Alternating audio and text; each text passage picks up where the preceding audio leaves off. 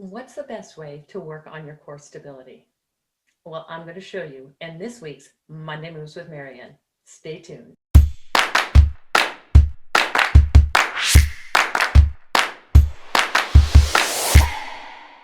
Welcome to this week's Monday Moves with Marianne. I'm Marianne Barnick, registered kinesiologist and movement expert. I help individuals and teams correct their mobility and alignment issues so they can reach their best potential. What we're looking at today is working on a simple exercise. We are building on last week's split stance.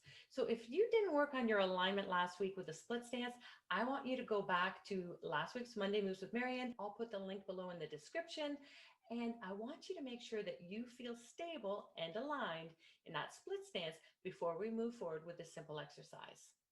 Now, I did say simple, but I didn't say easy, because this exercise is actually going to point out whether you have mobility issues within your body, whether you have alignment problems, and also if you have balance issues as well. So this exercise is not only going to point out the issues, but it's going to help you correct them as well. Today, we're going to be focusing on core stability. Now, I know a lot of people, when I say core, they're thinking abdominal muscles. And yes, the abs are part of your core, but not all of the core. The core is made up of a number of muscles. And what we want to work on today is core stability. That's one of the functions of your core.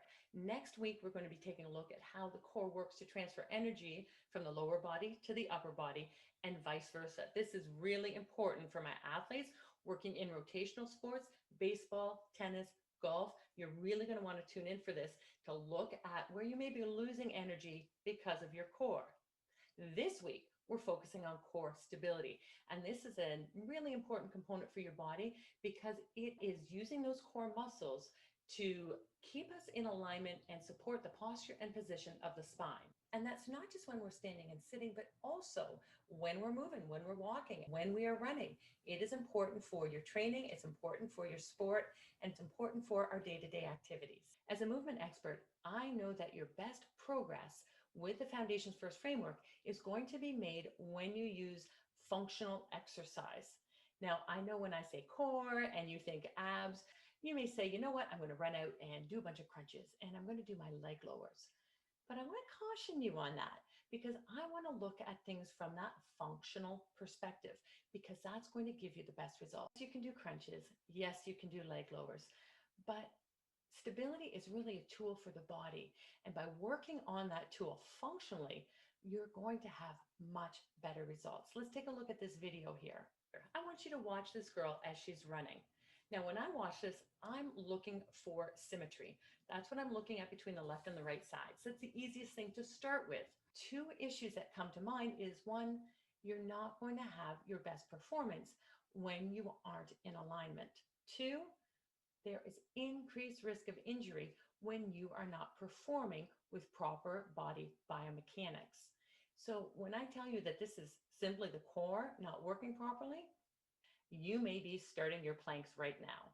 And you know what? That's fine to work your planks, but that's not going to integrate with your neuromuscular system. And that's why your functional movement is so important.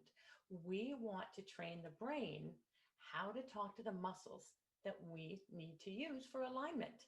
And it's not just telling those muscles how to work, it's also telling them when to work. We need things to work sequentially.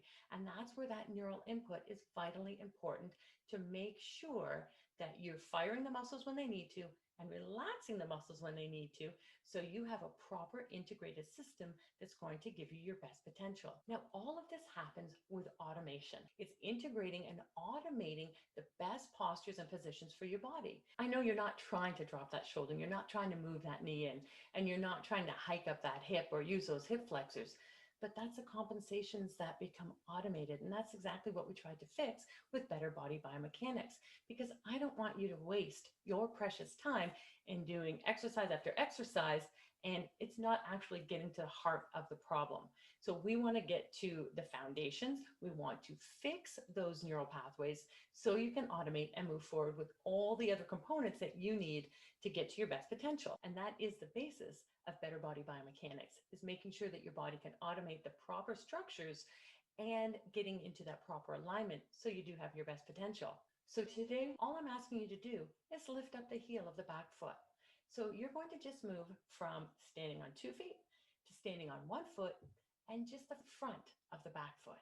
But what I'm looking at, and remember my area of expertise, is how your body is going to respond to this change. As you move from 2 feet to 1.5 feet, we want to see what the body does to hold that new position.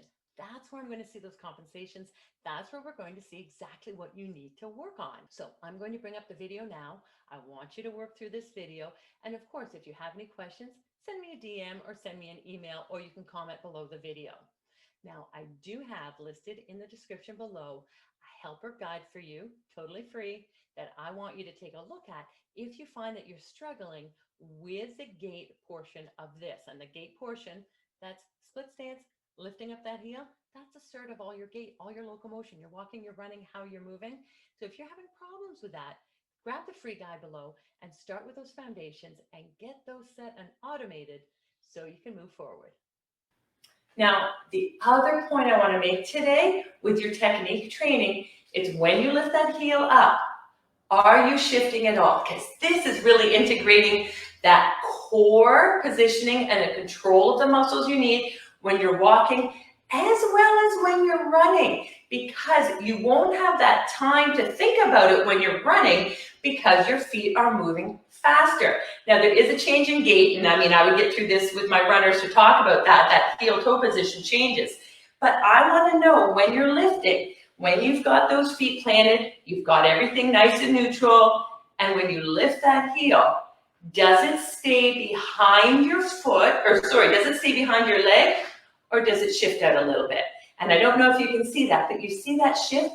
This would be way more comfortable for me here to have that heel this way, as opposed to what's really correct. And you can see I've got to change the rest of my posture here. And then as I lower, that heel comes straight back. I'm going to look, not fantastic. I'm going to bring that over a bit into that straight line. So it's way more complicated than just lifting up and sliding back and forth and sliding back and forth. You can see, I can see a little bit. I've got my glasses on, but I can't see it all that well in the screen. The shoulders have to stay even and that heel has to stay even. That's why slow is so important here. So let's check that again. Heel is behind, and I think this is a better view for you to see it. I don't think going sideways would help. So heel aligned, I'm coming up slowly, and as I come to the top, I want to check my balance. Stop here, check. Where's the alignment? Where's the alignment? Do you feel any engagement in those muscles? And do you feel like you shifted a little bit? Shift it back. Teach your body.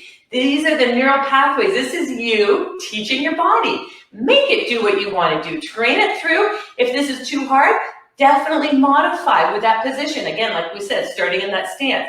But if I'm holding this, I want to see, is that knee coming out to the side a little bit to try and help with stability? Can I keep that knee even? Is my hip still straight and I'm stretching it, or did I bend over a little bit? Those are all the things you can be checking because it's such a key component to our day-to-day activities, and our bodies learn to compensate. So this will take a lot of training, and it can be frustrating as well. I know that, absolutely. And you may say, you know what? I got tight pecs, I've got tight shoulders, I'm not moving well, my knees are hurting. This is where we start. I want you to trust me that this is going to get your body in alignment, because that is key. Get those neural pathways flowing so you're teaching your body and adapting to where it needs to be. So I want the neutral postures. I want that heel behind the toe. I want that lift to be nice and slow when you come up. Check where that heel is. And of course, let me know if there's any issues. Send me a DM for sure. Send me a video. Let me see how you're moving. Absolutely. I'd love to see how you're moving, and I'd love to analyze that. That's my secret sauce. What I love to do is watch people move and see how they're moving. So I hope that helped. I hope the techniques help. I hope you take one or two of them away, move that into your routine. And if you are doing the online classes, first of all, yay for you for the motivation of doing that. Fantastic. You're so ahead of the game. But do it well. Watch your positioning. Watch how you're moving. It's not getting to the finish line. It's how you are moving on your journey. I want it to be enjoyable, and I want your body to learn. So have an awesome day, and I hope to see you soon. Take care.